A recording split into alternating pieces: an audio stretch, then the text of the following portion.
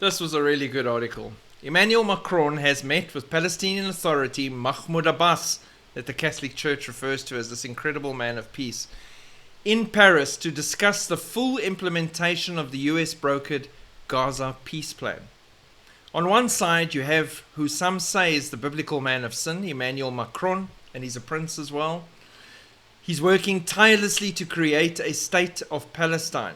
On the other side, you've got Donald Trump in America, who more and more people are starting to think might be the Antichrist, getting unanimous approval from the UN Security Council to implement his Board of Peace plan for Gaza.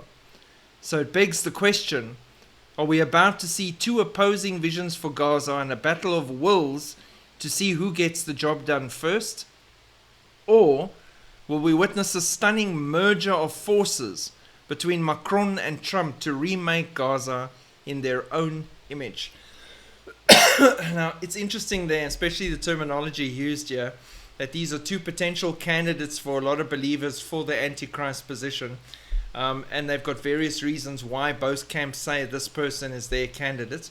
And there could be a merger between these two because they're both working towards the cause of the actual candidate who is still in the shadows, getting ready to step forward and finalize a time of peace and prosperity and peace and security for the entire world for a period of, let's say, 7 years ahead, very shortly. Interesting how hard Macron's working on this. If he spent this much energy on working on France, maybe France would be in a better position or a better state than it currently is in. And that in itself says a lot about his abilities. Again, if Trump is the guy or Emmanuel's the guy, that is not who we're looking for. We're looking for that blessed upward call to be with our Lord Jesus Christ. And I firmly believe neither of these two is the guy. They have great things going for them, but then a lot of people think King Charles is the guy. And yeah, there's a lot of points that point to him as well, and I don't think he's the guy either. But the point being, both these men are working really tirelessly and hard to make sure that this Palestinian state, or like the fictional state of Wakanda, becomes a reality just in time for the tribulation. Interesting days ahead. An interesting comment by Macron showing how much weight he thinks he has and power he thinks he has.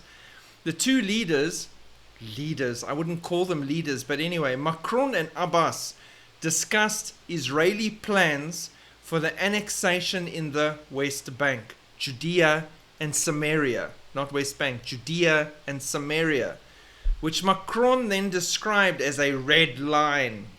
That will be a red line. What are you going to do? You're going to send the French Foreign Legion to Israel to get whacked by the IDF. You're going to send the French Air Force. What are you going to do? How are you going to enforce your red line? Your red line should be saving France. It's ridiculous. That's all I'm going to say. Ridiculous.